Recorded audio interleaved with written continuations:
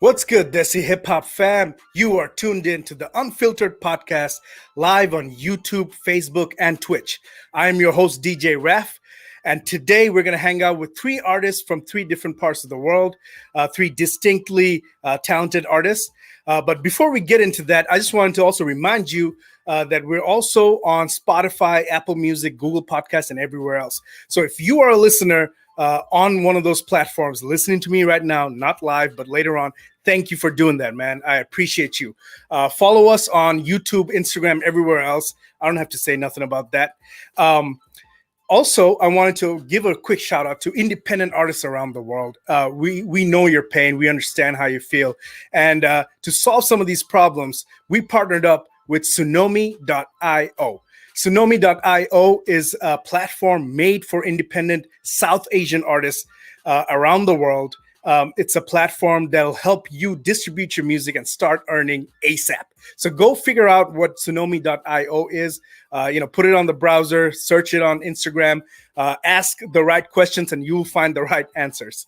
Another thing that we're doing for independent artists is we linked up with APPLAUS.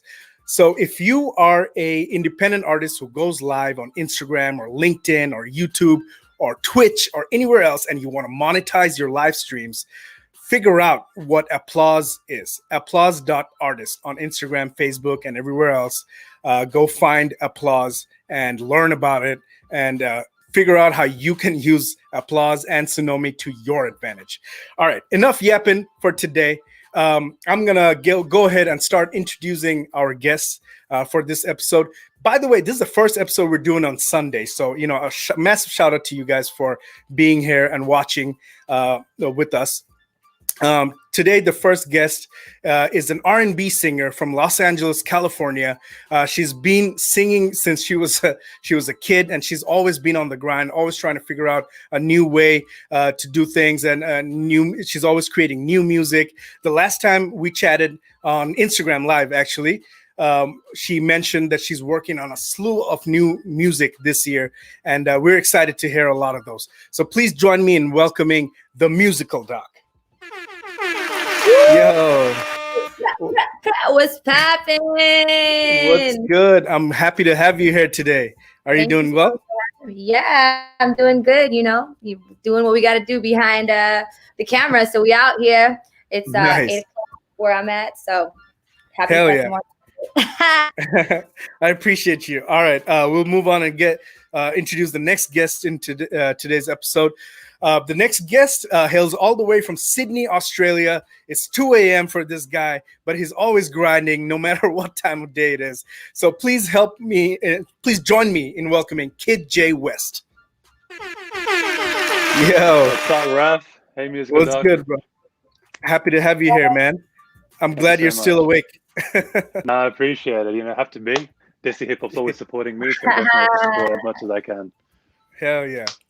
All right, man. So last but not least, our final guest in today's episode hails from Toronto, Canada. This guy's been on the grind for over a decade, man. He's released a lot of dope music over the years, a lot of songs that we play on our global Desi Hip Hop playlist on Spotify and Apple Music. Please join me in welcoming Blitzkrieg.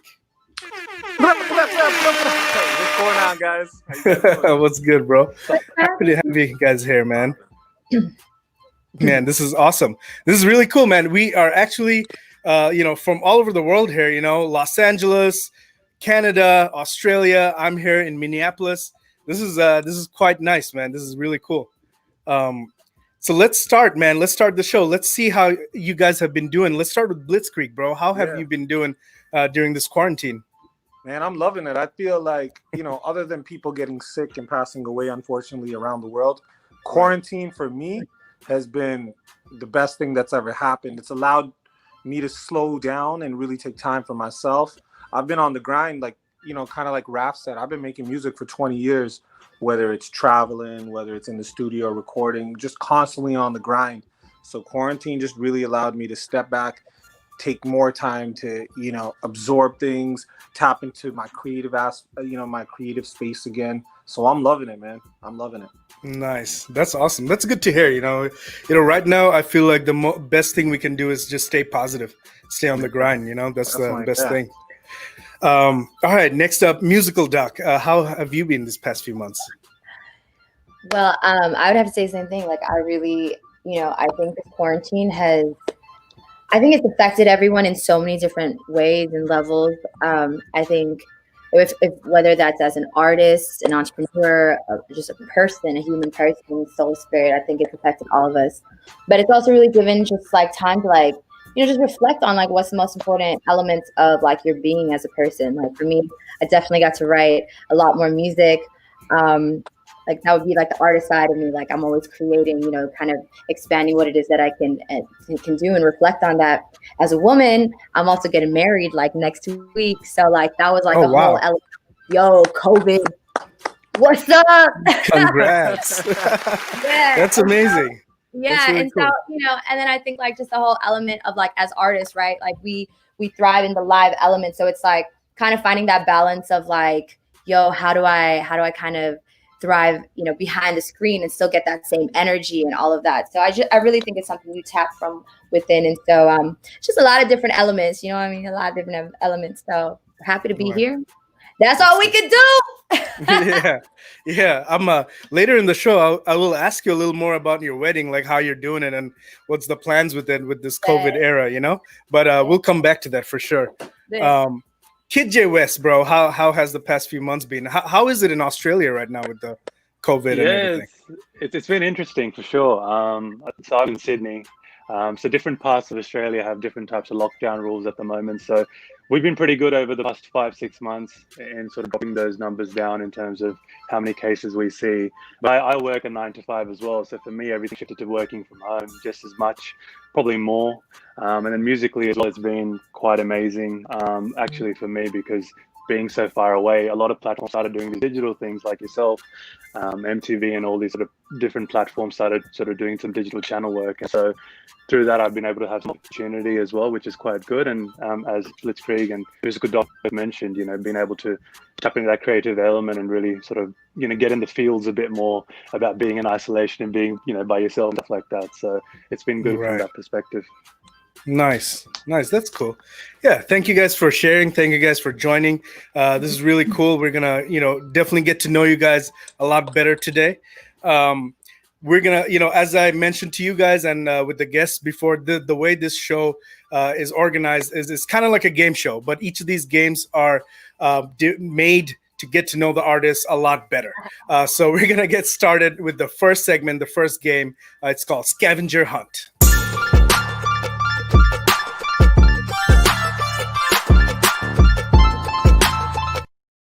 All right, scavenger hunt. So in this part of the show, I ask each of the guests to share something from your room, from your house, something where you can tell us a story.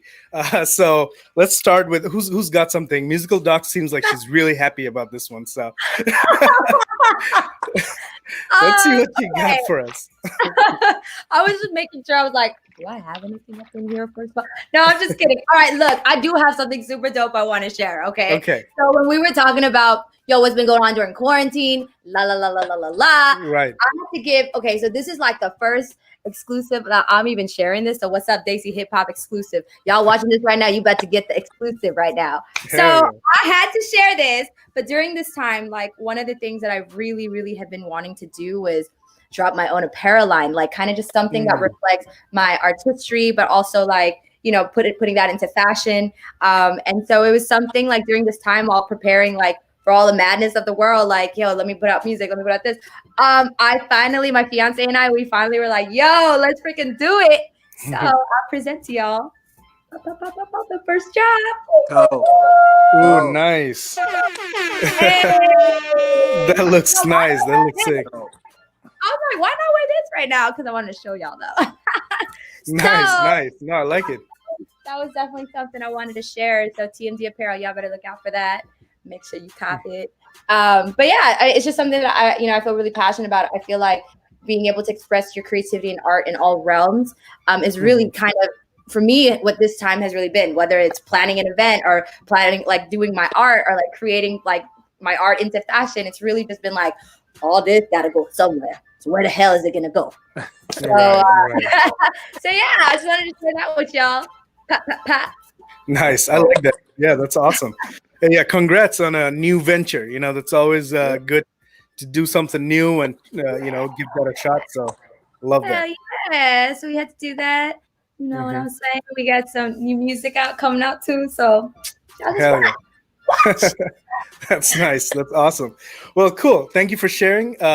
Blitzkrieg, what do you got for us, bro?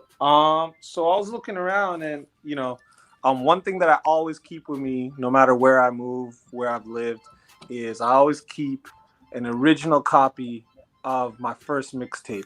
Ooh, and nice. They don't even make CDs no more, you know what I mean? So that just goes to show you how old it is, right? But it's really sentimental to me. The shrink wrap is still on it. I've never opened it. Oh, nice. So it always reminds me, whether I've been featured in Bollywood films, whether I'm traveling overseas, no matter who I've worked with in this world, it always just kind of reminds me, it's sentimental to me, that this is what started it all. This is what Punjabi MC heard back in 2005. This made him, put me on to the BBC. Universal contacted me. Sony contacted me. It was all built off of this. That's dumb. That's sick. And what's that called? Indiana Strikes? No, so the Cleveland Indians jersey, right? So I photoshopped that, and it's Indian Strike Back. Indian Strike Back. Indian Strike Back, yeah. That's nice. I like it. Sick. Yeah. That's awesome, man. Thank you for sharing. I love that. Yeah, for sure. Kidjaywest, bro. What do you got for us? Awesome. So I was looking, I have a box in my room, and out of the box is some old memories. So I'm like, the tallest guy you'll probably come across, generally speaking. How tall am I? I'm 6'8". And then I always get this question that, 6'8". So I get this question that always says that, when did you realize you were tall? Now, I personally don't remember it. So when I was relatively tall compared to everyone else. But I did find a photo from 1997 in kindergarten. And I am in the back row as the tallest person there. Oh my God. Wow. That is awesome. That's lit. There you go. Yeah. So Taller than the teacher. He's like, I knew from the spot. Yeah, you're taller than the teacher, bro. yeah, so that's an old school memory. But yeah, 6'8" in context, same as LeBron James, but 20 kilos less muscle. So it is what it is. Okay. Nice. That's awesome. That's really cool, man. So do you like being the tallest person in the room in most cases? Yeah, I don't mind it. I think it gives you the best chance to be memorable. And if you're doing the right things, you sort of leave that impression as well. But yeah, it's just one of those things where you just got to learn how to respond to yourself. I said to you every time, every day, multiple times a day, but I don't mind it. My parents are tall. Dad's 6'4", mom's 5'9". I've got a sister who's 5'11". So, just being around tall people, that's how it's been. That's great. Yeah, I mean, we all need to, lean into what makes us unique, right? So that's the best part. Awesome, man. Thank you guys for sharing. I love that. Big shout out to all the people on YouTube watching us right now. There are like some 300 or so people watching us right now on YouTube. So shout out to you guys. Today it's a new day for the show. Like we used to do it on Wednesdays, but today from now on we're doing it on Sundays. I figured I wanted to test what the weekend will look like, and it's going great. So I'm happy about that. All right. Moving on to the hell yeah. Moving on to the next segment of the show. It's called Feedback.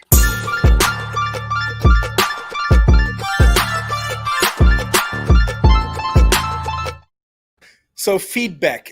This is a segment of the show where we go way back on your Instagram feed, and you have to explain and give context to some of the pictures that we've pulled up. So I will get. No, that was started. going to happen. I'm gonna go ahead and put my hood on right now, y'all. I'm gonna peace out. I should have archived it all. Give me a second. Okay. Full screen. All right, cool. We're starting with Blitzkrieg, man. I found this picture from a really long time ago. It says 2016. Give me some context here. I see Sats B. I see a bunch of you guys. Right. What are you doing here? Right. Okay, so that's Juggy D, that's H Dami, that's me, and that's Sats B. Sats B is the guy who operates the biggest South Asian festival in Canada called Desi Fest. Right. He had hired me and H. Dami to headline a thing called Juno Week. Juno Week is like basically the Canadian version of the Grammys or whatnot. So there was a week-long worth of festivities, and they did like a Desi night, and I headlined it with a live band, and I flew Juggy D in to perform with me, and H. Dami was there opening up for us. So that was a crazy night, and this was backstage right after we got off stage, just kind of taking a picture. Yeah. Nice. That's sick. I knew there was a story over here. Yeah. All right, this another really old picture, bro. The boys. All right, so this picture is Apache Indian, Juggy D, me, Roach Killer, and in the back is Apache's DJ Parm. And this Apache Indian used to have a bar in Birmingham, UK called Apache's. And Apache, growing up, he defined and changed the game for Desis. He's really the first one that went mainstream. So, me and Roach Killer coming from North America, when we heard he was in Dumb and Dumber 2, right? With that big soundtrack. So, when we heard all that kind of stuff, he was like a mentor. He was an inspiration for us. So when we went to the UK, the fact that he embraced us and treated us like brothers and really mentored us was a big deal. So this is one night when we kind of just were hanging out at his bar, and he used to have a talk show on Brit Asia TV, and he interviewed us and I performed. And this was this is from there. Nice. Yeah, I knew there'd be some epic stories about these pictures, man. That's nice.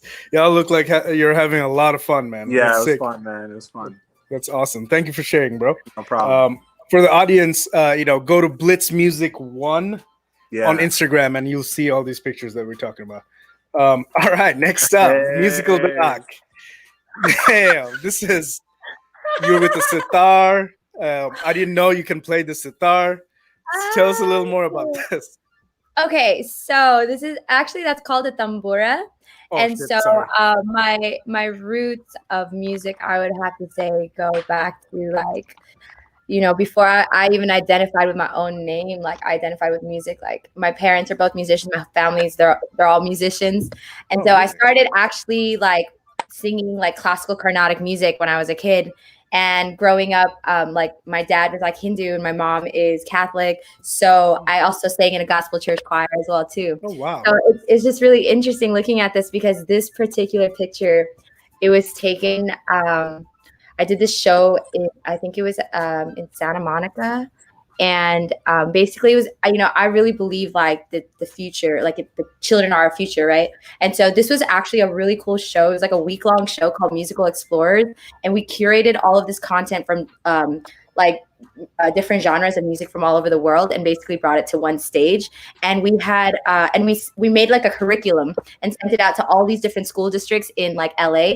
And basically, so that whole year they were able to learn elements of classical indie music, elements of Cuban music, elements of whatever jazz music. And then so this week-long event was the show, their kind of field trip. So literally we had hundreds of buses every single day come in, and the whole entire stage, I think it was at the Broad. No, I don't remember where it was somewhere in Santa Monica. But literally we had thousands of kids just flood in. And I remember when I first sang a song and I was putting the thalam, and to see all these different kids from different backgrounds, everything, just singing the song with me, putting 1, 2, 3, 4, 5, 6, 7, 8. It was the craziest experience of life. That was a different kind of energy that was evoked altogether. So I mean, this picture really just takes it back to the roots of my my being, which is nice. Music. Yeah, that's amazing. That's really cool. Yeah, see, I learned something about you that I didn't know. I learned a few things actually about your background. That's awesome. It's really cool. That's why we do this. This one. How you gonna do me like that, Raph? How you gonna do me like that? I was just curious. What's going on here? Yes. Okay, so let me tell you. So I did this. I do music full time now, but part of my journey was I also went to med school.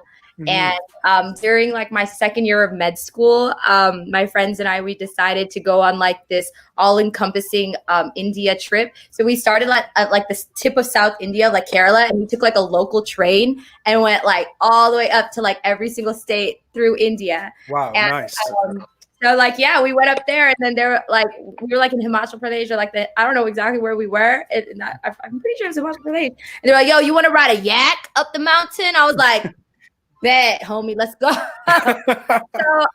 yeah, that was definitely a different time in my life when I think I was embracing like that period in my life when I was doing medicine. And it's so funny to see this, because it was like, despite kind of me putting aside this element of which was me, like my musical side, because I was doing medicine, like it was just finding happiness in like the simple things, like freaking riding a yak up the mountain. And I think that's such a friendly reminder of what we need to channel, especially during times like this, right? Yeah. No, that's awesome. That's a great experience. Now you have a great story. A lot of people would be like, nah, I'm not gonna ride that yak. Even I don't know about myself. If I was in that situation, I don't know what I would do, but I feel like I would say no. But so, big props to you, man. Look at that dude right there. He was taking a pic. Most of my homies were like, yo, let's just take a pic. Just chill, man. I was like, hey, I don't know when I'm going to see a yak again, yo. Right, that's right. Right now. Right. That's facts right there. Right? Let's go. That's awesome. Well, thank you for sharing, man. I love that. Yeah. All right, next up, Kidjaywest. Man, I saw a lot of pictures of you flying. Like we got this whole series called Jump Series. Yeah, pretty much.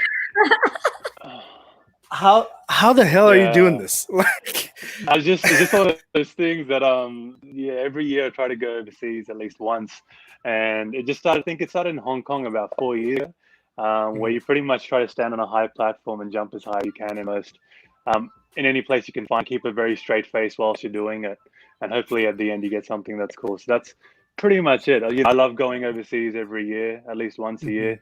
I had Canada and Japan as the next trips to go to, but obviously that got shut down because of quarantine. But that was last year in March. I went to London, and then I liked it so much that I went in December again. And it's just one of those things that every trip I try to just take that little jump further. It's crazy how high you are, man, in these pictures. It's nuts. It's a bit of an illusion, because if you look at the area underneath, I jump off that, so it just looks a bit higher than it should be. That's amazing.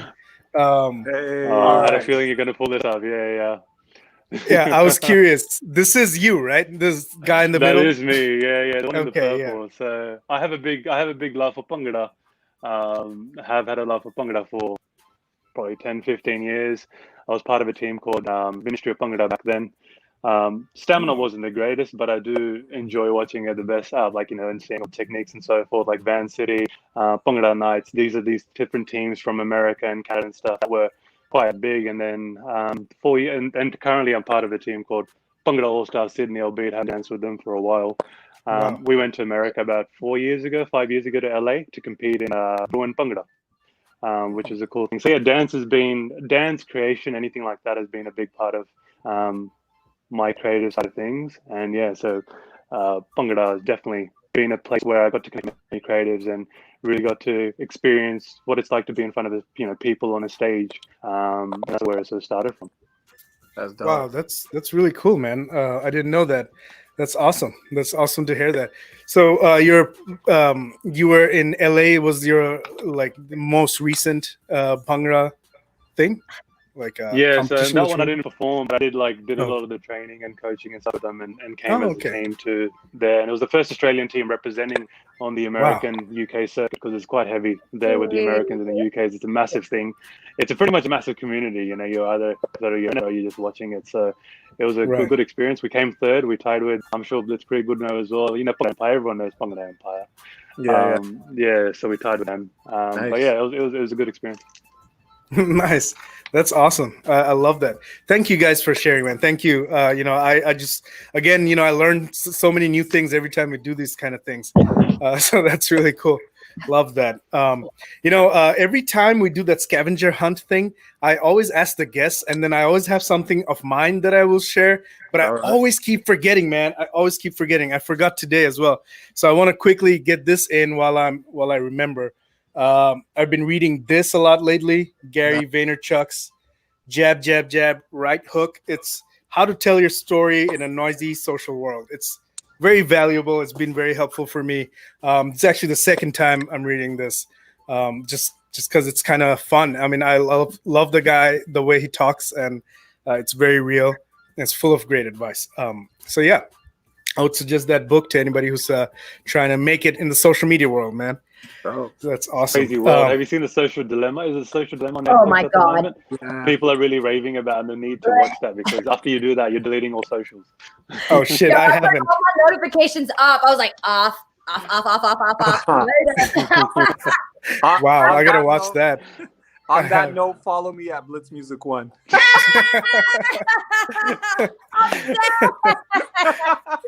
Hell yeah. That's awesome, man. That's I gotta watch that show. I've heard raving reviews about it, but I haven't had the chance yet. But yeah, massive shout out to the viewers on YouTube. It's probably some 700 people over there watching us. Yo. Shout out to you guys. In this, I want to quickly take an opportunity to give a quick shout out to Tsunomi.io. If you are an independent artist, you need to go check out Tsunomi.io. It'll help you distribute your music and earn money. So go figure that out and go see what that is. And before we move to the next segment, musical doc, you mentioned that you're also a doctor as well as an artist, right? So with this Corona thing, man, like, what do you think? I don't practice medicine though, just FYI. I know, yeah, you don't practice medicine, but you have the knowledge, right? You learn, you have the experience. So Yeah. we can ask you this question. What do you think about this coronavirus thing? Like, when do you think this will be out of, when do you think this problem is solved? Like, we're getting kind of sick and tired of it. Right.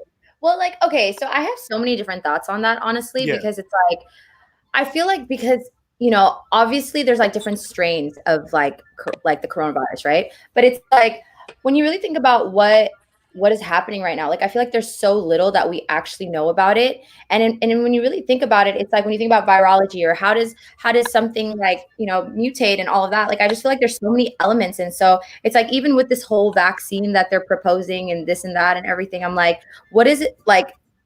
What is the trajectory of our world? I don't know, because I know there's also so many people like against vaccines and this and that. And it's like, we know so little about it. So it's like, I mean, there's like one side of me, like, it's just so crazy, like with how much like knowledge and technology that we have, that this is something that really just shut down the whole entire world.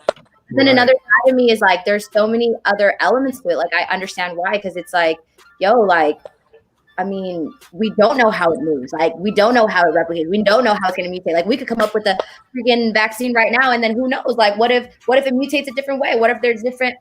Oh no, you know what I mean? So it's just really like, I feel like preventive measures is extremely important. It's definitely important.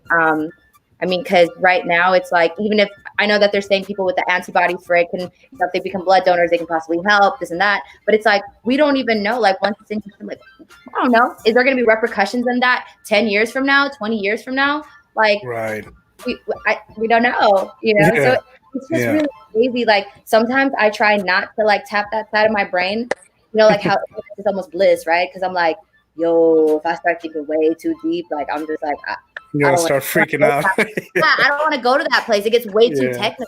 I'm just like, I'm gonna just do what I can do in my realm, which is like, be safe on my own, protect the ones that are around me immediately. And I mean, like, really, it's kind of like a mental shift. Like, it's crazy because it's like, I mean, how quickly as a society we were able to adapt. I don't know how it is around where y'all are at, but like, I live in Orange County right now, and it's like, it's just so crazy how, like, restaurants and everything's like outdoor, like everything's like tagged up 6 feet distance, blah blah blah. Like, it's just so crazy, and it's remarkable actually as a society how quickly we can adapt to something so crazy. But it's also mortifying as like, a society, how like not equipped we are to deal with something like this. We're telling you this thing spread across the whole world, and nobody was equipped to say, hold up, stop real quick. Right. We live in 2020. Like, that's insane. So I mean, but I also feel like it also just gave a lot of time for us to reflect. Like, I was reading this article of how this was like the first time in 100 years that like subways in New York City were even like sanitized and cleaned. And so like, that's just like, I mean, we should probably be doing that a lot more frequently. Right. It's retarded. Right. So it's like, so I mean, I just think once again, like, it gives us a lot of time to just reflect, like, I know that a lot of people were kind of like, oh, is community medicine important? Or is like, what is all of that? And it's like, yeah, it is really important. preventative medicine is incredibly important because that's what helps prevent pandemics and epidemics and shit like this. Right. So That's true. yeah, I don't know. I feel like until we really understand how it moves, like how are we supposed to make our next move, really? You know, and that's something that's going to take time, right? Yeah. No, that's that makes a lot of sense. We just got to keep sticking to our masks and keep trying to stay safe and socially distant and For sure. hand sanitizer. So yeah, that's awesome. Yeah, thank you for sharing. I like that. All right. So the next, while we talk about social distancing, the next segment is called social undistancing.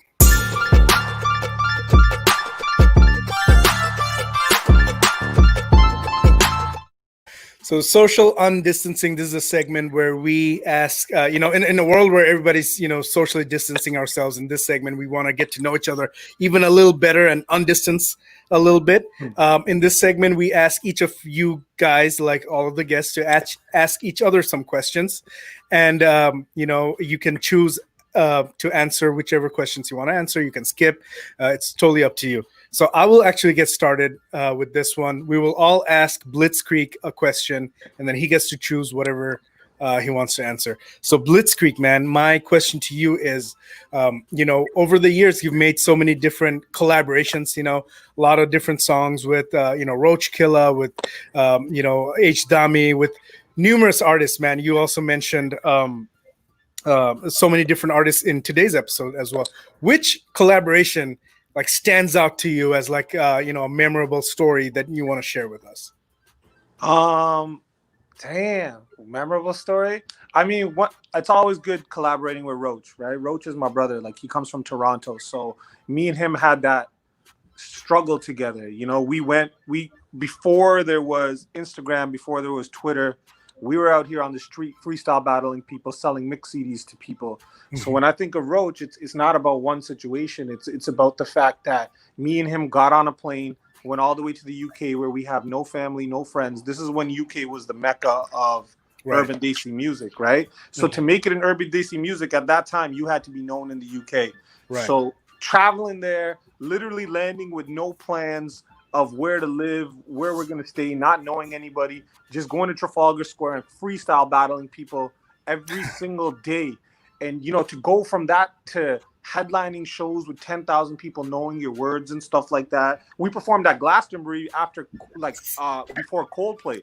I didn't even know who Coldplay was. I didn't know who it was. So, those type of things, bro, I've collaborated with the Tiger Styles, the RDBs, the Juggy D's, the H Damis, the Rishi Riches, you name it. I've worked with them in the urban Desi music scene. But what I'll always hold close to my heart is working with my brother, because me and him slept on the ground together. We freestyle battled until we had enough food to eat every day. So to go from that to where we are today, I saw Tiger Shroff singing Roach's words in a Bollywood movie. I've seen him on billboards. I've seen Abhishek tweet his name. To see this kind of stuff is and you see where you came from, you're like, wow, man. So that's something that I'll always hold close, and that'll be my favorite. Man, nice. I like that. That's a good one. Love that. Kidjaywest, do you have a question for Blitzkrieg?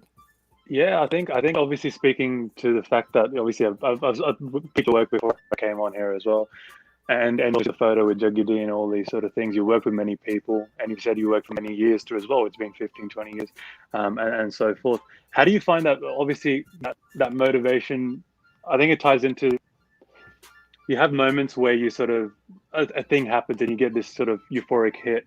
How do you find the momentum to keep driving on through those years? And what's the next thing you're looking to achieve that's really on your horizon to sort of keep you motivated to keep going? I think you got to find the motivation. You got to keep it fun. Do whatever you find fun. Because the second it stops being fun, bro, that's when it starts to show in your music, right? And that's when it starts to show in your grind. And that's anything. So I feel, for me personally, one of the best things I did was I went to the UK. I spent years in the UK living there. I removed myself from that situation. And by coming back to Toronto, I was, in the UK back then, there was TV, there was newspapers, there's the radio. You're literally walking around the streets and girls are chasing you in the mall. People are wanting pictures with you everywhere you go. It's almost not even a reality. It's a la la land you get lost in. Right. And it's easy to get caught up in that. And I'm not going to lie. When I was young, I was like 22 years old, living across seas, a star in the UK. I was lost in it, right? So really, once I removed myself from it, I came back to Canada, got surrounded by my family again, by my friends that don't see me as Blitz. They see me as Tony, the guy they went to kindergarten with. They don't care if I rap or not, right? So once I did that, and I got myself, how you said, like, I went to university, got 2 degrees. I got a job, I got a career, right? So I work a day job. So that now I don't need to depend on music as my career anymore. I do music for fun. And that's what keeps me motivated. I was in the studio till 5 a.m. Friday night. I recorded 3 songs. I have that goal still because I know I don't need to do it. It's fun for me now. So that's what keeps motivating me through life is this is my passion. This is what I'm going to keep it my passion. It's never going to be my job because it's been my job. And that's when I did lose my passion for it. So I know that was long-winded. Sorry, man. But that's good. No, I appreciate it. It's really good. Yeah. Thank you. Hell yeah. That's amazing. That's awesome. Thank you for sharing, bro. Musical Doc, what's a question for Blitzkrieg? Yeah. So I was, before we came on here, I was also checking a lot of your music, checking some of your work out as well too. And so I did notice that a lot of the elements combines, like you rap in a different language as well and everything too.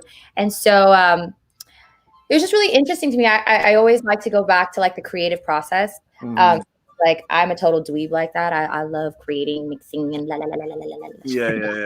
Yeah. So it's like it's really interesting because like when I think my creative process kind of is like I do have like this whole like classical Indian like element side of it, but when it comes to actually like incorporating lyrics, like I'll never incorporate lyrics from my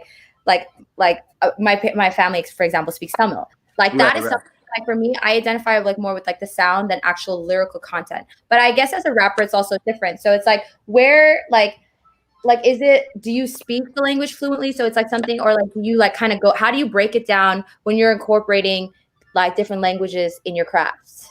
So basically, yeah, thank you to my grandma. I was raised by my grandma. I slept in the same bed with her when I was small. So, growing up, being born and raised in Toronto, yes, I'm North American and I speak English, but I had to communicate with my grandma in Punjabi because she doesn't understand. So that gave me a strong command of the language. And, when I started rapping in terms of the creative process, when I was doing this, me and Roach, when we first went to England, we were always rapping in English. Right. And we found that because of that, we hit a glass ceiling, right? And we could only get so far because ultimately the people, we always have to be like, hey, Juggy, can you jump on the hook of this song and sing in Punjabi while we rap in English around you? And then it was a certain point where we're like, hey, wait a minute.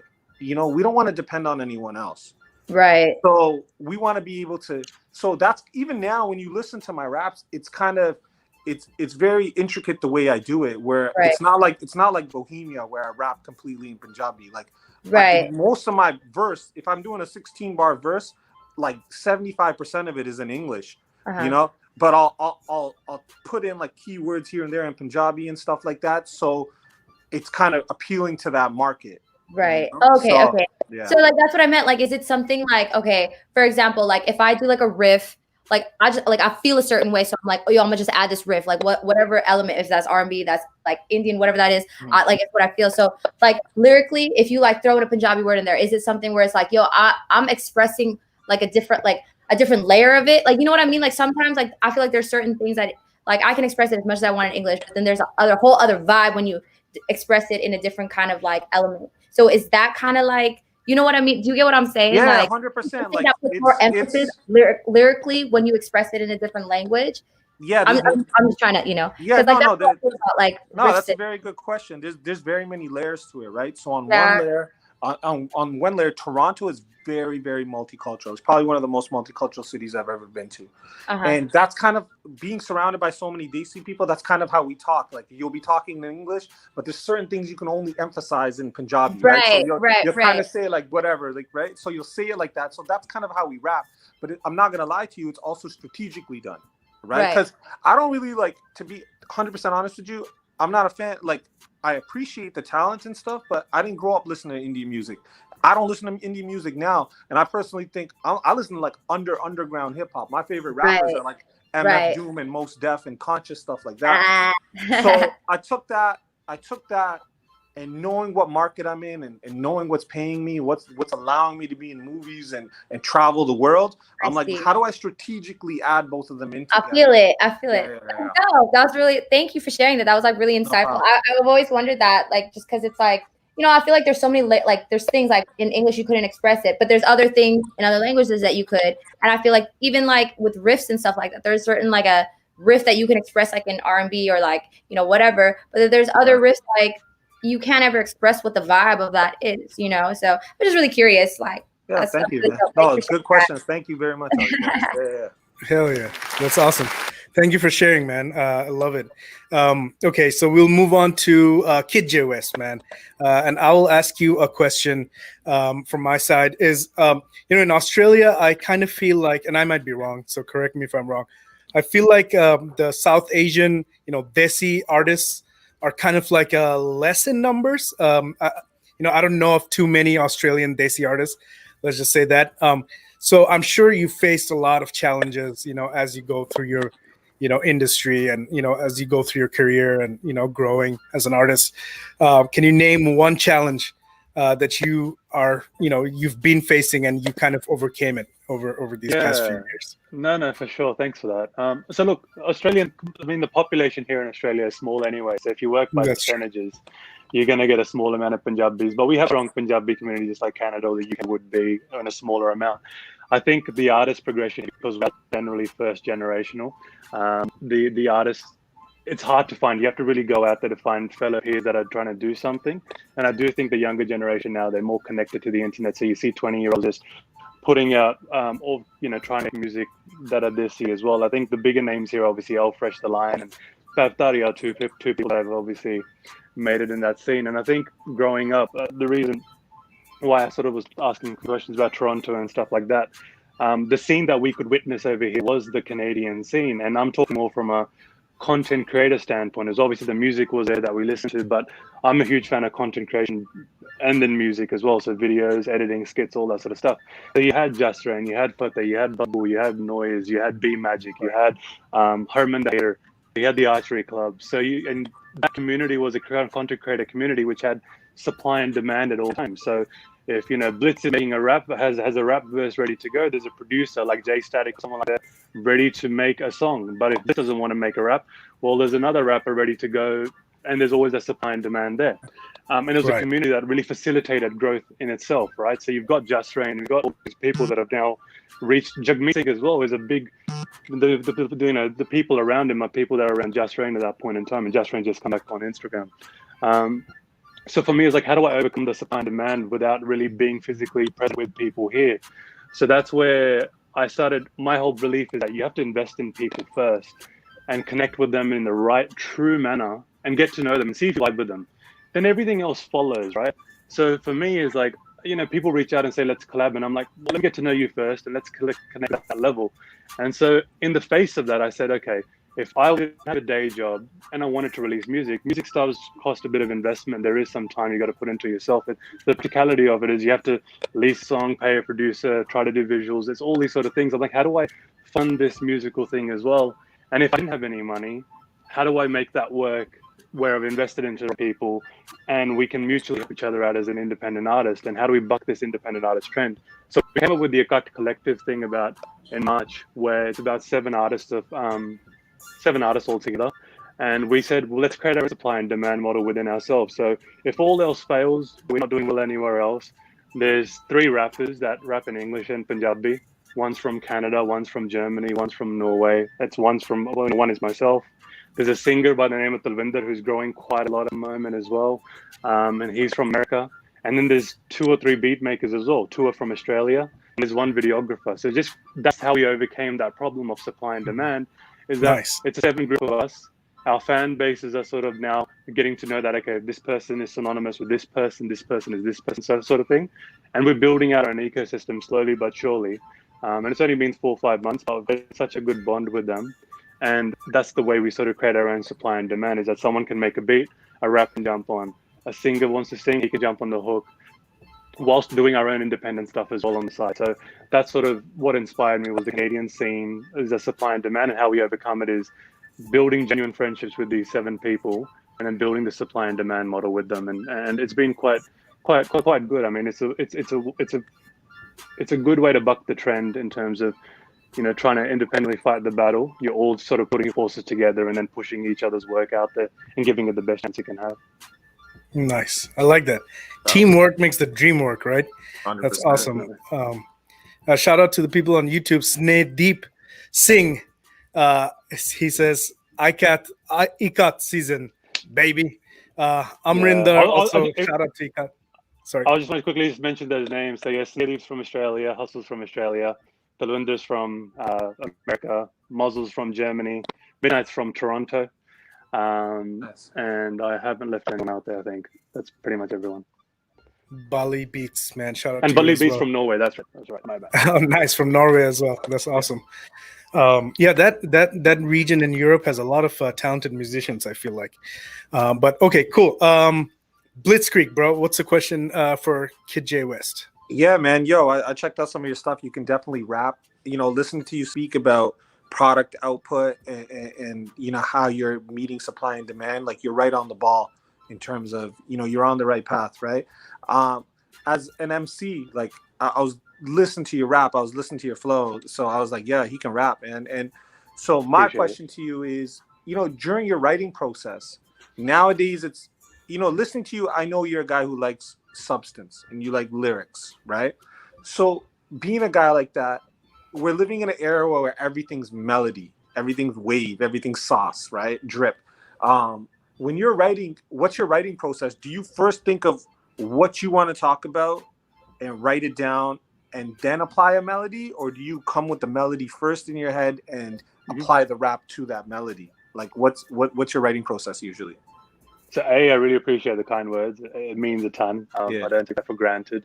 And B, when it comes to the writing part of it and substance, so for me, it's like, as long as I write something that's true to myself and how I truly emotionally feel.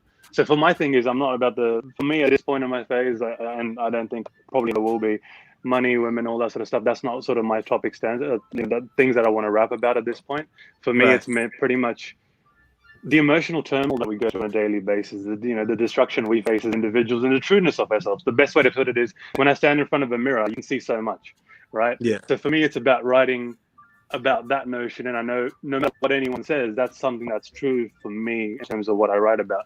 In terms of where I think about the melody and that sort of stuff, it's pretty much the beat. Like, you know, one day someone may say something that annoyed me or triggered something in me or something I'm annoyed by myself. And if you type in MF Doom type beat, right? You know, this is for all this people that are coming up as well. On YouTube, you like an artist, type in Kendrick type beat, type in MF Doom type beat, type in Kanye type beat, whatever you feel.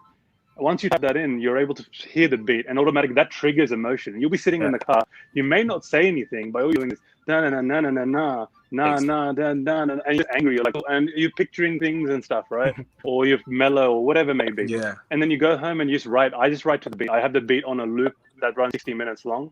Yeah. And I'll just sit there writing to it and finding different pockets. Usually most of the beat repeats itself anyways. Yeah. And just write to it and see how it fits. And funny enough, some of my songs are transplants. You write to one song, and then you hear another beat, and then the flow automatically just click, click, click. It becomes a tighter flow or a different flow. And that seems to be one of those things. I think 3 songs have been just purely to the beat, and I find it very difficult, and I want to become better at it. Right. But other songs have been, I've written to one beat, where I've written to a lo-fi, and then I transplanted it onto a trap hype song, or a trap hype song really put it to a lo-fi beat. Yeah. And yeah, it's a bizarre thing, but that's how generally it works. It's beat first, and then generally the transplant process. Dope. Nice. Thank you. I like it. Thank you for sharing, bro. The musical doc, do you have a question for Kidjaywest? Yeah. Wow, it was really insightful to kind of like hear all of that and just hear the different elements, I feel like, of what, you know, the world platform kind of brings to life. I had a really interesting experience actually being in Sydney. I think I went on tour like in 2000. I don't freaking remember. I don't remember. But it was just interesting because I know you were talking about kind of like the Desi scene, like the music scene over there. But I had a very different experience as well too. And so I was just curious, like, you know, what is and I don't know if this is pertinent or whatever, but it's like, okay, so I know that you were kind of talking about how there's kind of like this scene as far as like it's like Punjabi and like you know, urban Desi and all of that. So I was just kind of wondering, like, beyond that, are there any kind of what's it like? You know, is it like, because my experience when I went to Australia, for example, like we saw like the local like indie scene, what was going on. I was blessed to have the opportunity to perform at Sydney Opera House. We did Sydney Town Hall, all of this. So it was like a whole different like side of it that I saw. So I was just like curious, like, because you live there, you know what I mean? Like you know what's up. So I was just like, what beyond kind of like that urban Desi, like the artist that you were talking about, like what else is there? I'm just like, what's the you know, I'm talking pertinent to like, you know, South Asian artists and stuff like that. Like what else is there? What other genres or pockets, or like what beyond is there? And I know that's such a vague question, because if you were out here in LA, I could be like, bro, let me tell you. But like, I don't live out there, so I don't think I can really speak on it just from visiting, like, for that one. No, that makes sense. I was there, you know. Yeah, no, for sure. And I think from a South Asian sort of perspective, the dancing scene and the competitive scene was probably the first scene that really pushed itself to become like everyone's involved. Pretty much me, and then you go 100 people, 200 people to the left and right of me as mutual connections would be first person that people dancing on stage, you know, Bollywood, all that sort of stuff. Those sort of competitions were the drivers for creativity outlets and stuff. And then you got the singers on top of that as well. And they had a traditional way of doing things pre-social media. And the Bangla scene started incorporating, and the dance scene started incorporating, and the Bollywood scene started incorporating more social media into it. And now you have producers and rappers and Desi rappers that are trying to come through and make more music like that as well. I have friends that are, you know, a few female artists as well that are singers that are trying to grow up and budding. But I think there's social, from an artist standpoint, I mean, Bhangra scene was the main thing. We don't really have. We've had festivals where Punjabi singers come down, or Indian singer Rahman comes down, and all of, you know, Sydney comes down and watches those festivals and takes part in it. But for smaller artists or the independent artists, there isn't. The scene isn't that big yet, but it is eventually going to get there. Because there's a blend between all those talents yet, but the population is quite small. But yeah, it's hard to find. Like in Canada and America, you can definitely find creators very easily. In Australia, it can be tricky to see people. I think people are a bit nervous to put themselves out there more. And you only hear about these few artists here and there. But I think as time goes on, you will see more performance-based. I mean, dream of mine is to organize a session where it's just independent artists here get together and have a chill lounge session and all these sort of things, and organize those sort of frequent events. But it's kind of hard to do at this point in time. Outside of that, if you want to know what Sydney's about, it's a lifestyle thing. People love the beach here. We love brunches. If you want to know about that side of things, Beach was lit, bro. I wouldn't mind just chilling out there for a cool minute. That was lit. So beaches, brunches. We're all about the beaches, the brunches, the coffee. Coffee over here is really good if you like coffee. But yeah, that's sort of Australia in a nutshell. But we are a close knit. That being said, a lot of this, like, you could go to the next Desi person, and on socials they will have a mutual person pretty much right away. So that's how connected and small it is in that sense. I feel it. Yeah, so, you know, I'm the tall guy that at least people know, the brown tall guy, if it's him. But yeah, it's a small but close knit community, but we are budding still. We are first generational, so we still give us some 10 years. That being said, sorry, just a little follow up. That being said, do you ever feel the pressure of anything because it is so small knit? Like, do you ever feel like, yo, like, if I put something out, like it's so small knit that everybody's gonna know my, like, do you ever feel like that pressure of like, I have to deliver? Or is like, is it more competitive, or is it like all y'all are just like homies like that, or like, you know what I mean? Because it's so like you're saying like a community. Yeah, no, look, I think it just comes down to anything. Like when you create content, you have a few people around you that are very close to you, and it's a scale, right? As an independent artist or anyone like that, it's a scale. Is it above average? Is it below average? If it's below average, work on it, make it better. If it's above average, look at the time you have and see if you can make it better. Otherwise, be consistent, put it out, and believe that the next project you'll make it better. And obviously how you feel about the project. So for me, it's like my friends, they're supportive, but I don't expect friends to be my fans. I want to, if they are, then that's a bonus. On top of that, it's about building your own people that really, vibe with your work, and then you start building out your own close-knit community. There's always going to be people, my friend, if he likes, Punjabi music, he's not going to like, he potentially won't like hip-hop, and I can't be mad at him for not liking it. So therefore, he's not in a position to really sort of, it's not somewhere I should take offense on if he likes it or doesn't like it. That's not necessarily your demographic that you're targeting anyway. So it's kind of like, okay, well.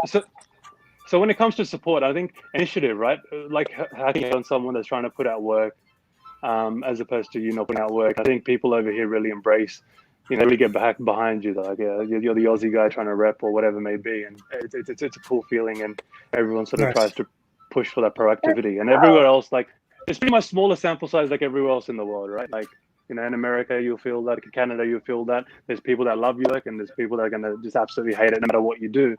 Right. Most definitely. It is what it is. That makes thank you. Appreciate the question. That was dope. Yeah, thank you for sharing. That's awesome. All right, so let's move on to Musical Doc. My question to you, Musical Doc, is like, you just released a song recently called "Real Woman," and so I want to know the inspiration behind that song, and tell us a little more about what made you make that song. Absolutely. So ironically, this record, I wrote it it was like a few years ago, actually. And it was like a really interesting time in life because prior to that, I was going from this transition of like medicine to music. And I took this kind of like really interesting, I just took the step where I was like, I basically dropped everything and I moved across the world. I moved to India, I moved to Chennai. And my brother was, he's really in the musical world out there with like films and everything and whatnot. So I moved out to Chennai for a cool minute. And like, it was almost like a restart, but it was kind of like rediscovering like my musicality, like my musicianship, like my art, like my mind, like what is it that really, really gets me to like go really deep and like, bring that element to life, And so it was really interesting because like I had to actually come back to LA for a short period of time because I was working on this project. I was actually the only female music director for this project that was like Bollywood meets Cirque du Soleil. And so it was just like an interesting time in life where it was kind of like these two worlds that I was kind of living in, of like being in Chennai, being in LA was just kind of like, I was working on music for like a Cirque du Soleil Bollywood situation. And I was like, there's just so much going on right here. And that was actually also the time I connected with Peter. And we actually totally just put Peter Madonna. We connected on Instagram through like a common friend. And he was like, just like, I don't know what I was at. I was like some screening of something. I was like in West Hollywood. And he was like, pull up, like come to the studio, come through. And like literally it was just really interesting that we had such like similar backgrounds as far as like, what we how we perceive music, how we perceive sound, how we perceive just like the connectivity between like your vibration as a human soul and like the vibration of like the music that you're putting out, Right. So, I mean, we just like, I think that was like the first time we ever met actually. And he was like showing me these beats and then I was just kind of doing some like riffs and stuff like that. Like really just like putting out what I was feeling. Like, that's just what I felt like. It was just a vibe. Like, it wasn't like I was thinking about it. It's not like anybody was thinking about it. It was just like, I was just singing like, it was just like a vibe on its own. And he was like, pause, bro. I need you to get in the right now and do what you got to do. Like, do you, sis? And I was like, hi, So like literally went there, like we were like recording some riffs, like came back real quick and like wrote down like some lyrics, went back in the booth, cut the whole song. And like, it was just like this perfect harmony between like what I think I knew as a person, what I identified with, like the classical roots. And then what I also identified with, like with the R&B and like soulful vibes as well too. And it was just something that really came out organically. Like I really believe like the best kind of music is like what comes out organically. It's something that it's tangible to all the senses. It's like it's a reflection of your being, like your inner environment. Right. And how are you bringing that to your external environment? And so it was something that was just so organic, and it was like, it's so ironic. Like I really believe like the universe has like a different way of like unfolding things. And like, I mean, I guess maybe all this time, like all these couple of years, it was never the right time to drop it. And ironically, that song, Real Woman, like when I listen to the lyrics now, right? Like I was a baby girl then. I didn't know what the fuck I was talking about real woman. Like, you know what I mean? Like, I was a baby girl. And then I think about like all these sequences of events that have happened in my life. And now listening to this, it dropped like a week before I'm about to get married, during a global pandemic, during like, you know, now I have I didn't even call myself the musical doc when I wrote that song. I was a baby girl. I was just like me being me, just like, this is what I do. Like, you know what I mean? Like, I would just be myself. Like, I would just be myself doing that. And like, it was just, so it's like really interesting looking back at it and just really kind of, it's like full circle, you know, like, I feel like I really want to be like, I think especially growing up South Asian in like the kind of environment that I did, the kind of journey, like I feel like especially for women, really, really kind of hard to like come out like aggressively or not even aggressively, come out passionately and be like, yo, like this is what I fucking want to do. I don't give a fuck what nobody has to say. This is what I am. This is what I'm about. Let's create some dope shit. Right. Straight up. Right. You know what I mean? No, like let's create dope shit. Let's create meaningful content. Like let's create art. Let's create art. Period. Yeah. So like that's awesome. Yeah, that song was like full circle. And so I mean, you know, it's out now. You have to go check it out. Yeah, thank you for sharing. That makes sense. That's I knew there'd be like a story of a journey in that one. Blitzkrieg, Kidjaywest, do you guys have a question for Musical Doc? Of course, yeah. So my question to you is, what are your thoughts on the monetization of your art, and what role does it play in your creative process? You know, like you just finished saying, like you were a baby girl when you recorded before. I mean, you're an adult now. You're about to get married, right? Like there's a lot of pressures and responsibilities that come with being older and accepting new phases in your life. The mortgage is due, the rent is due, the wedding cost of load. So does the monetization, like, hey, you know, obviously you're always going to keep it real to yourself and who you are. Right. Do you ever feel the pressure of the monetization of your on your creative process? So I can never, like, I feel like there's like two elements, right? There's the business of music and the music business, right? Yeah. Like as much as like you want to separate both of them or whatever, when it comes to creating, like when I tell you like it's my creative process, I cannot, oh, my bad. I don't know if y'all can hear my dogs. I have 2 German Shepherds. They're going crazy right now. But my creative process it's a sacred place for me. So when I create from there, like nothing, there's nothing else. There's nothing else that I see.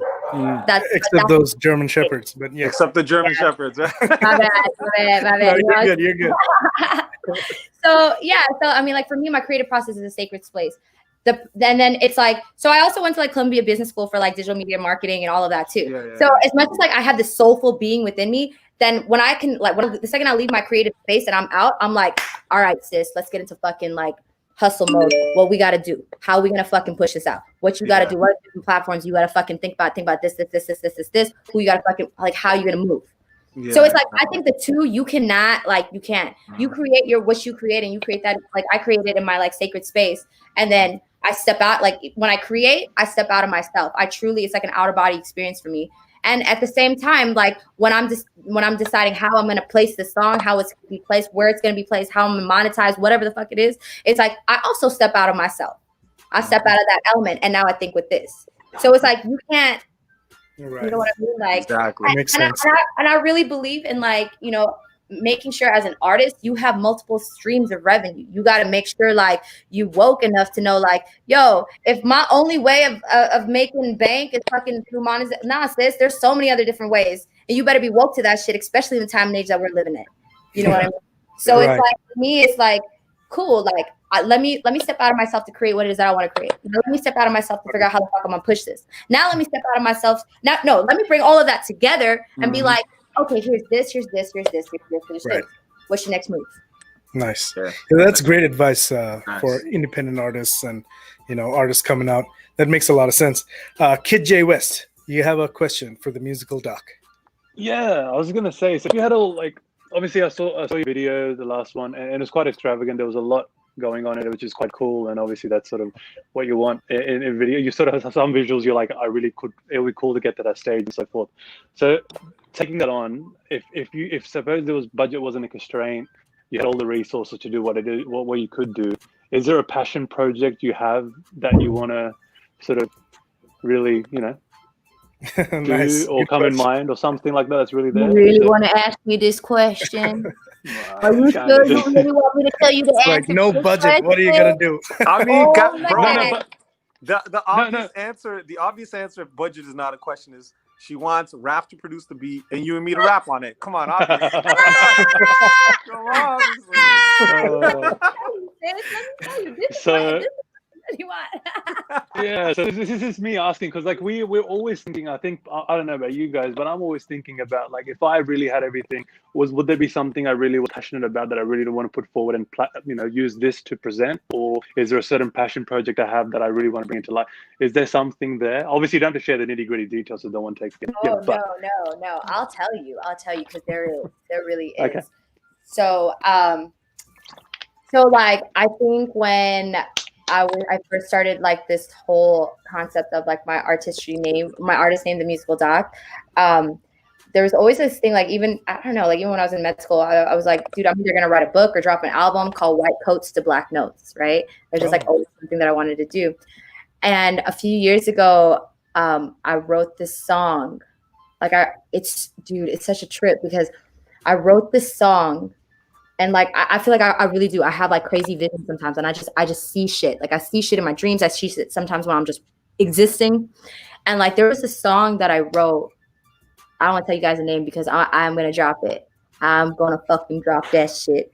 But the visual that I had in my head was like, it was like talking about Kali Yuga essentially. You know what I mean? But like not in the like the form of which I feel like so many people take it. I feel like they kind of extract like the cultural aspect of it. I don't even mean like that in the cultural way. I mean like the repercussions of the world that we're living in, like our souls as humanity, like what is the world that we're living in?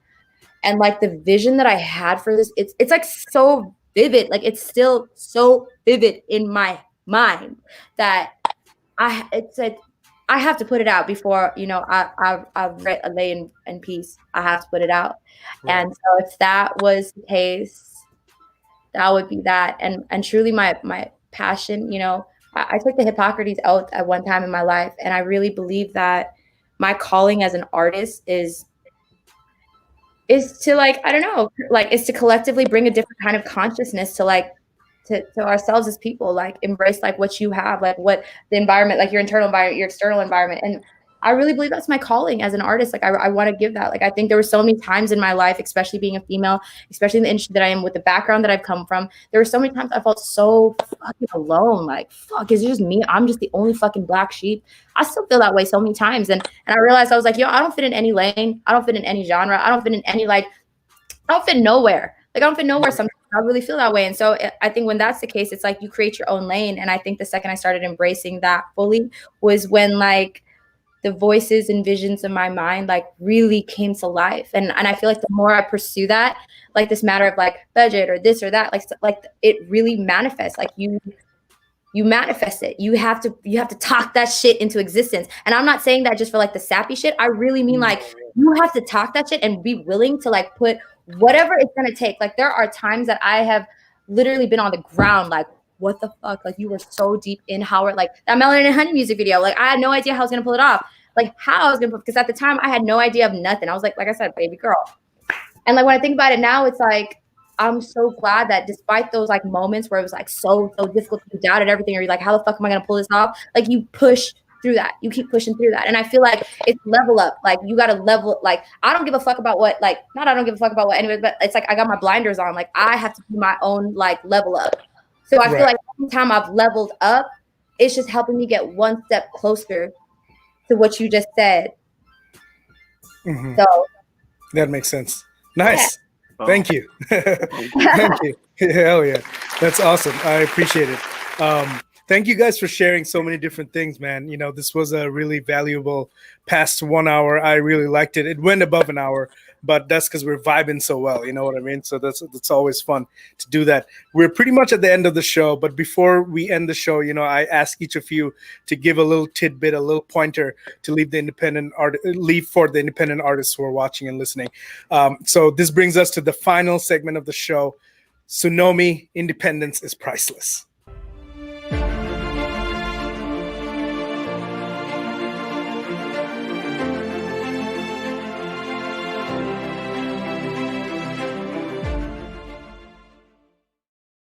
All right. So this is the segment, Independence is Priceless. I ask each of you guys to leave a message for the audience who's watching, for the independent artists out there. So let's start with Kidjaywest, bro. What's the message that you want to leave to artists who are beginning their journey right now, like today? Yeah, when it comes to, I think I'm quite passionate about this whole thing, and I could go on for ages. But having been in it for a while now, like a little while now, I think it's being able to understand that, you know, we can create our own pies that are big enough. So I think sometimes people feel a bit intimidated by each other, or there's not enough support shown to people around their, you know, fellow artists and so forth. And I think understanding that, you know, if we support each other, that's the only way it's going to be able to propel sort of forward, and understand that, you know, there is a big enough population in this world to create our own pies of people, or our own bases, or, you know, fan bases, or whatever it may be, and not feel intimidated by the next guy. And I think there's a lot of that that happens as well. And I think it's also just investing in people genuinely. So, you know, instead of saying, hey, let's collab, or let's do this, or let's do that, and trying to get something out of someone right away, really just understand what that person's about. Is their music in line with yours? They may be popping, but if their messaging is completely different to yours, you're sitting in an uncomfortable situation that you're just doing it where you're compromising who you are. Like, you know, it doesn't make any sense. So I feel like really investing in people, like, you know, and talking to them, and then knowing, okay, music and stuff will happen automatically. And at that point, you want to cheer on and make that, you know, you'll create content automatically. And I think that's a key thing. And then the last point I want to say is that, you know, try and just, if someone comes to your page, they should be able to know exactly what your work is about. I think there's a lot of pages that people create, or if they have socials and stuff, it's really hard to even access the music they're creating. And it's like, I should be able to go to your page, just make it simple for the audience, just go in and just give yourself the best chance that I can click on it, and right away I know exactly what you're about. And I think those sort of 3 points there, I'll leave that. But yeah, at the same time, if anyone wants to message me and wants to talk about anything whatsoever, I pretty much try to reply to every DM I get. So yeah, message through, and I'm happy to have a chat with anyone. Nice. That's very valuable advice, very practical advice as well. I love that. It's something that everybody can learn from. Musical Doc, what's a little message that you want to leave the audience? So I just wanted to say, first of all, be unapologetically you. Don't let anybody tell you how, what, whatever. And that's for all my ladies, all my fellas out there. Shout out to you. Just be unapologetically you.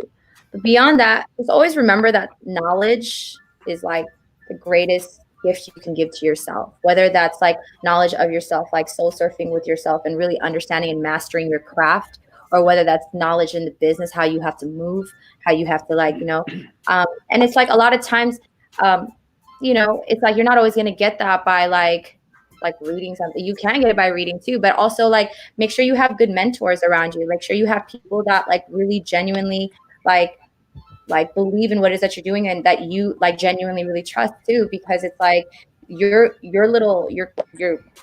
peeps, that makes a huge difference. So I honestly believe knowledge is everything, and really take that time to invest in yourself, your craft, like better yourself, better your craft. Like if you put out a track and it's like, you know, whatever, like, what did I do? How can I move? Was it like, I need more knowledge in how to put it out? Or do I need more knowledge with myself, how I'm creating? Or it's like, what is the level up? So make sure that I'll say woke, level up, and be unapologetically you.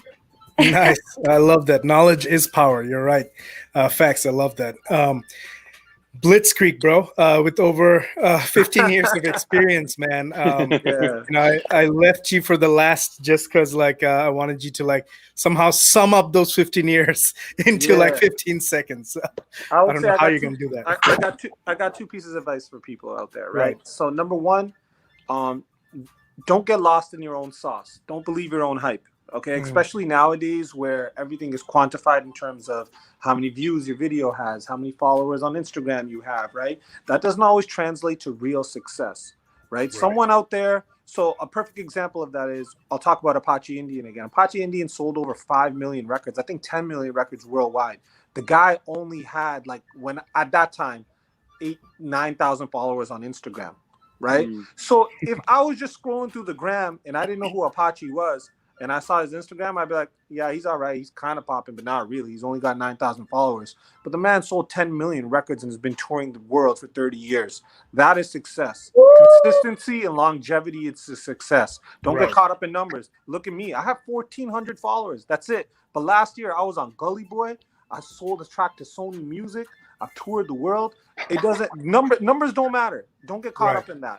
And then the other thing I would say is, keep going. No matter how hard the road seems, you never know what's going to hit. So, for example, like I just finished saying, I was the only Canadian artist on the Gully Boy movie soundtrack. My voice is actually in the movie. It's the first song that plays in the movie. You hear my voice. It's in the credits. That's an accomplishment for me. But what got me in that was a song I did in 2009 that didn't have much success. The song probably has like 15,000 views on YouTube. But when the producers called me, they contacted me and they said, hey, man, we saw this song and we remember it from 11 years ago. Wow. We love your voice. We love your vibe. We want you in this movie.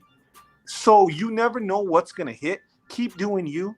Don't get caught up in your hype. Don't get caught up in the numbers. Just keep being true to yourself and consistency, and it will pay off. When the time is right, the right opportunity, it will be there for you. God, that's meant by God. Nothing can stop that, you know?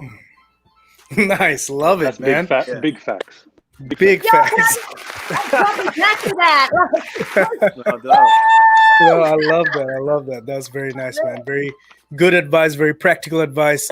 Something we all can learn from. You know, no matter what part of the journey we're in, we definitely have a lot of facts and knowledge that we can take from this session today. So thank you guys for joining me here, man. It's 3 a.m. for you, Kidjaywest. Go get some sleep. I appreciate you staying up and hanging out with us, man. And thank you so much. It's been an absolute pleasure. Hell yeah, man. I appreciate you. Musical Doc, thank you for the energy. It's like your energy is just like, it's going to wake up everybody in the world in America right now. So that's awesome. Hell yeah, man. Blitzkrieg, bro, thank you for joining. Thank you, man. I really appreciate your words of advice and all the little tidbits of knowledge that you dropped today. Thank you. Bro. I appreciate you, man. Hell yeah, man. Thank you so much. Thank you to the audience. Thank you guys for watching, man. Next week, we'll be back with Manj Music. Hey. Peace. Hey. DJ Raffled up, yo. Desi Hip Hop General, check it. Unfiltered, con artist, New York City. Yo, we ain't cloud chasers, we about facing the devil. You about hating, we about raising up people levels. Ain't no doubt, Mason, I'm building upward, you seeking trouble. I'm out waiting, caught in the matrix, but keep my hustle. The devil whisper, but I come mentally with the muscle. When the rebels spitting